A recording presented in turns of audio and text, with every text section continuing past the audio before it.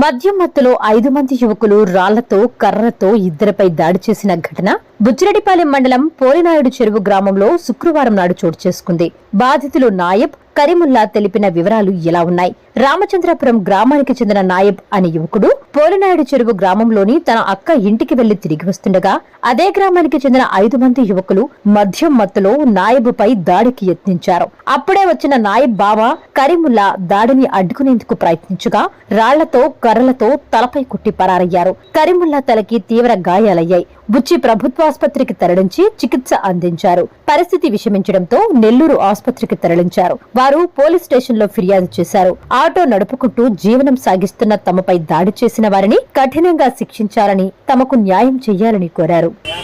నా పేరు కమల్, మా ఆయన పేరు కర్ముల్లా. వాళ్ళు రచ్చబండగాడు కూర్చోన్నారు వల్ల వాళ్ళు కూర్చోంటే గుంపులుగా కూర్చోన్నారు. ముగ్గురు ఆడ ఖాదర్ భాష, వాడు చిక్కము, సూరీజ్, ఇంకొక అబ్బాయి పేరు రావట్లా నాకు.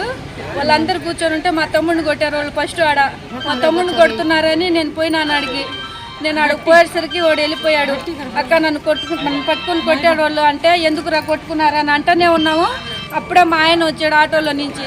ఆటోలో రాగానే వాళ్ళందరూ మీద పడిపోయారు. ఆయనకి మీద పడి ఒకరినొకరిని పట్టుకుంటా నేను మా ఆయన లాగుతూనే ఉన్నాను. ఏడ కొడతారేమోనని రాయి తీసుకుని కొట్టేశాడు. 3 దెబ్బలు కొట్టాడు ఆయన. తల పగిలిపోయింది. వాళ్ళంతా రక్తమే. ఇంకా పెద్ద కర్రలు, వాళ్ళు ప్రతి ఒక్క దగ్గర కర్రలు, కత్తిలు కూడా ఉన్నాయి వాళ్ళ కాడ బొడ్లో. వాళ్ళు బంగాలు కూడా తాతారు వాళ్ళు.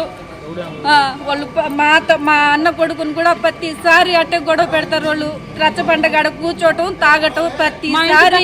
రాత్రిళ్ళు పొగులు అనేది లేదు వాళ్ళకి. వాళ్ళు తాగటమే పని. ఊళ్ళో వాళ్ళ గొడవలకే పని వాళ్ళకి. ఎవరు వస్తారు వాళ్ళ మీద రౌడీజమే చేస్తారు వాళ్ళు ప్రతిసారి. వాళ్ళకి అడ్డు ఆపే అనేది ఉండదు. అది వాళ్ళతో మేము బతకలాగున్నాం. మేము సంపాదించుకుని తినేవాళ్ళం. ఇప్పుడు నా ఆయన కొట్టేశారు, పండ పెట్టాడు. ఆటో తోలుకోవాలా, మేము బతకాలా? ఇప్పుడు మాకు ఏం చేస్తారో మీరే చేయండి. పోలీసు వాళ్ళు మాకు సహకరించి మాకు ఏదో ఒకటి పరిష్కారం చేయాలా వాళ్ళు, మాకు పోలీసు వాళ్ళు.